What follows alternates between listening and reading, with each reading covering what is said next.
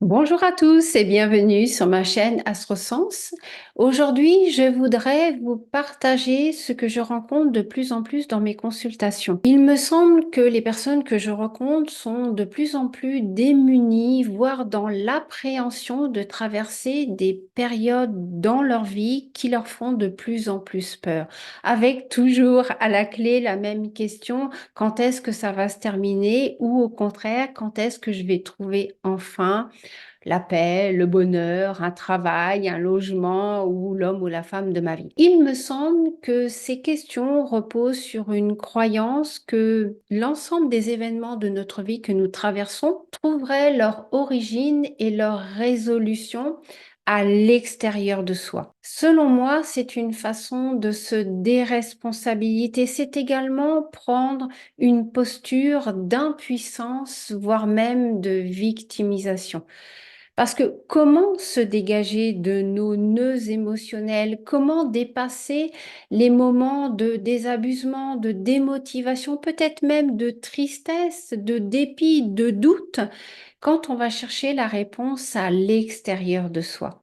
Ce que je vous propose, au contraire, c'est de vous reconnecter à ce qui fait sens et envie dans votre vie parce que le sens se manifeste à l'intérieur de soi. L'accompagnement vers la connaissance de soi, c'est également vers la connaissance de ce qui fait élan, de ce qui fait sens, de ce qui fait envie. Et c'est ce qui va nous permettre de savoir quoi faire, quel chemin emprunter, mais également de trouver la force de traverser les épreuves de notre vie. Alors, comment on fait? J'ai listé 5 possibilités, 5 façons. En tout cas, c'est celle que moi j'utilise. La première chose, selon moi, c'est d'identifier nos besoins. Quels sont-ils? Est-ce que je les comprends et est-ce que je les nourris? Le deuxième point, c'est est-ce que je me suis réalignée avec mon élan de vie? C'est-à-dire, est-ce que je sais ce qui me plaît, ce qui me fait plaisir, ce qui me fait du bien, ce à quoi je tiens? Est-ce que je sais également identifier mes sources de motivation afin de retrouver le plaisir dans une vie joyeuse? Le troisième point, c'est se relier à ce qui nous inspire, parce qu'une vie inspirée devient une vie inspirante. Et selon moi, c'est la clé de notre sérénité stable et profonde. Et c'est notamment en se reliant à ces valeurs profondes ainsi qu'à nos forces intérieures. Alors peut-être que pour vous, c'est la force, l'audace, le courage. Peut-être que c'est la patience, la persévérance ou l'autonomie. Ce peut être également la vivacité, la serviabilité ou la fidélité. Peu importe, chacun a identifié ce qui est juste chez lui. Le quatrième point, j'ai noté que de plus en plus d'adultes s'étaient coupés de ce que les enfants font très naturellement, s'émerveiller. Or, comment retrouver le plaisir si nous ne savons plus être disponibles à la contemplation, à nos rêves et à ce qui nous réjouit? Et selon moi, ça passe par une pacification de notre rapport au temps, apprendre à freiner, ralentir, mais également trouver le rythme personnel qui nous convient. Pour le cinquième point, comment se dégager de nos entraves et de nos peurs si nous ne nommons pas ce qu'on n'aime pas, ce qui ne nous plaît pas ou ce qui ne nous motive pas? Au contraire, en les nommant, on va pouvoir utiliser son énergie à les transformer et à mettre de côté le reste. Tout ceci va demander effectivement bien, de l'implication, de la discipline, de l'engagement à soi. Ce sera peut-être effectivement moins confortable et moins facile que d'attendre et de ne rien faire. Mais selon moi, c'est la seule voie pour trouver ce qui fait élan dans notre vie. J'ai moi-même trouvé l'inspiration dans ma vie au travers tout d'abord de la CNV, donc la communication non violente, puis de la voie astrologique. Je n'ai pas retenu l'astrologie de prévision et de prédiction parce que ça ne fait pas sens pour moi. Mais par contre, j'ai retenu la voie astrologique de la connaissance de soi. Et puis, ça m'a amené à avoir envie de le transmettre et donc de vous accompagner pour vous aider à votre tour à identifier ce qui fait sens, ce qui fait envie, ce qui fait élan, mais également pour vous libérer de vos enfermements. Alors, je vais vous nommer deux exemples de consultation. Bien évidemment, je les ai simplifiés, mais pour aller à l'essentiel. Et bien évidemment, j'ai retiré tout ce qui était de l'ordre confidentiel et intime. Le premier exemple, c'est un homme qui vient me voir. Il a une activité professionnelle, mais assez rapidement, il m'explique que cette activité est devenue alimentaire puisqu'il ne trouve pas le plaisir dans ce qu'il fait, mais il est de plus en plus agacé justement de ne pas trouver une activité professionnelle dans laquelle il puisse s'épanouir. Alors, on a commencé à lister, eh bien, ses besoins, ses forces, ses valeurs et ce qui ne lui plaît pas, ce qui ne le motive pas. Alors, il m'a nommé au niveau de ses besoins la stabilité, l'équilibre, la sécurité, également la tranquillité et la solidité. Au niveau de ses forces intérieures, il m'a nommé qu'il était un travailleur, voire même un travailleur acharné. C'est un endurant, un persévérant, mais c'est aussi un têtu et un matérialiste, m'a-t-il rajouté. De ce qu'il n'aime plus ou de ce qui ne le motive plus, il m'a dit immédiatement qu'il n'aimait pas du tout le changement. Il n'aime pas non plus les conduites imprudentes, donc il n'aime pas prendre de risques. Il n'aime pas l'improvisation et travailler en équipe. En regardant son thème, c'est un taureau soleil lunaire.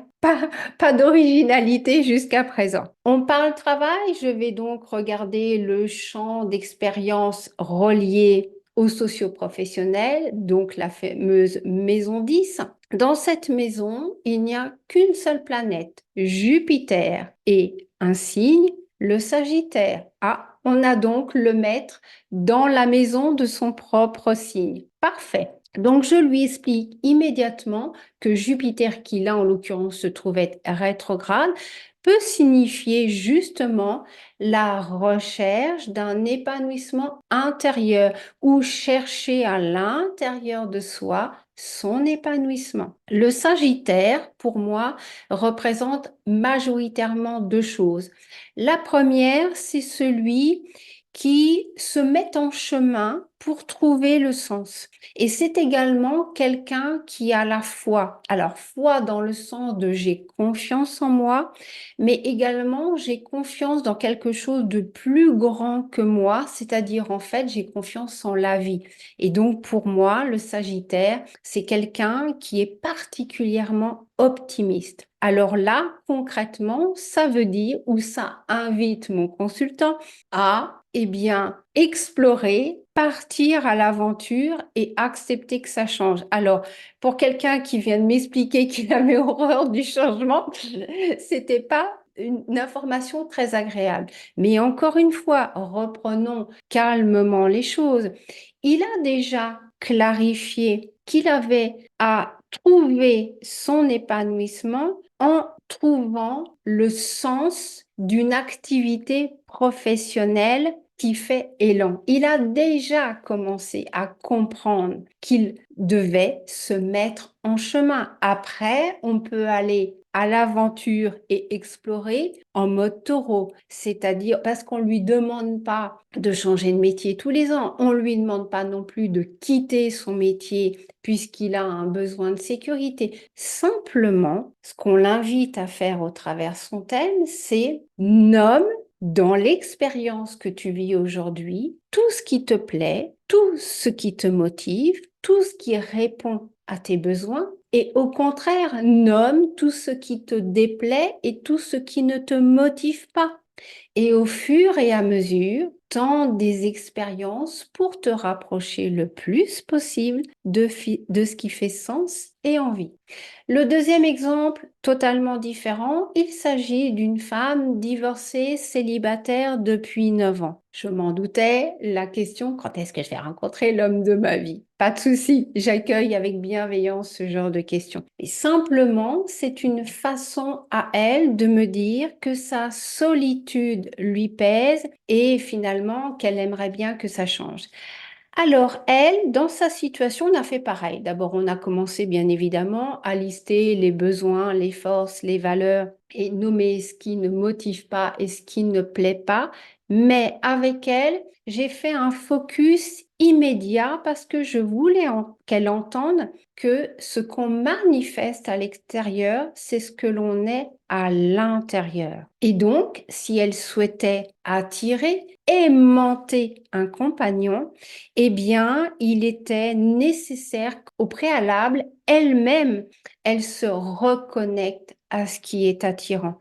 Et donc, en fait, je lui ai posé la question suivante. Est-ce que vous, personnellement, vous êtes attiré par quelqu'un de triste, de malheureux, d'anxieux, d'angoissé? Ou est-ce qu'au contraire, vous êtes attiré par quelqu'un de pétillant, quelqu'un d'heureux, quelqu'un avec une grande joie de vivre, quelqu'un de dynamique et quelqu'un d'optimiste? Bien évidemment qu'on est tous attirés par ce qui est beau et ce qui est sympathique. Donc en fait, je lui ai dit, pour répondre à votre question, cette rencontre, elle arrivera quand vous-même, à l'intérieur, vous serez reconnecté à ce qui vous fait du bien, à ce qui vous procure du plaisir, du bonheur et de l'émerveillement. Parce que du coup, elle va devenir attirante et inspirante. Nous sommes tout de même allés regarder son thème natal. Donc là, on parle de rencontre, de romance. Donc je suis allée regarder le champ d'expérience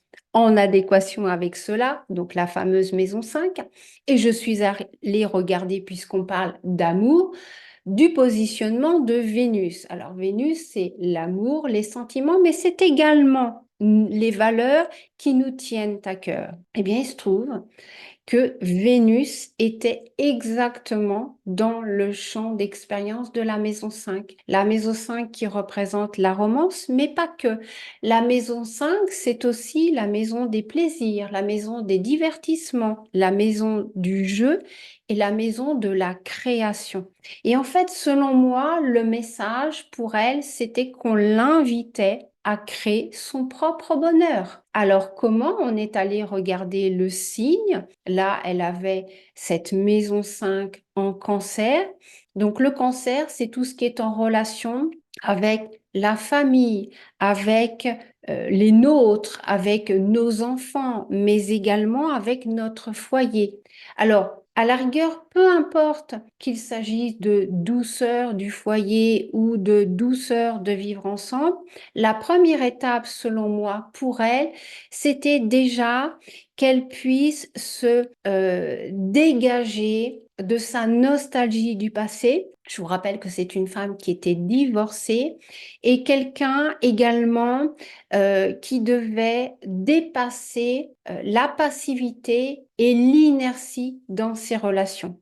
Alors, simplement, je lui ai posé la question, est-ce que par hasard, vous auriez comme passion dans votre foyer la décoration intérieure ou est-ce que vous auriez une passion autour des enfants? Alors, il m'appartient pas de répondre à ces questions-là, simplement à l'inviter à se reconnecter à des pistes qui font sens et élan. Je m'arrête là au niveau des exemples. Certains accompagnements vont être simples et rapides. Une seule consultation suffira. Dans d'autres situations, il faudra peut-être un, deux, trois séances ou rendez-vous, mais peu importe. Chacun son rythme et les choses avancent petit pas par petit pas. Et si vous aussi, vous avez besoin d'être accompagné pour retrouver le sens, l'élan ou pour débloquer des situations qui vous sont pénibles, n'hésitez pas à prendre contact. Vous avez mes coordonnées dans le descriptif de ma chaîne et dans le plus après le titre. Voilà, c'est tout pour moi. Je vous souhaite une très belle journée. Je vous dis à bientôt et surtout, n'oubliez pas de vous reconnecter à votre bonheur. Ciao!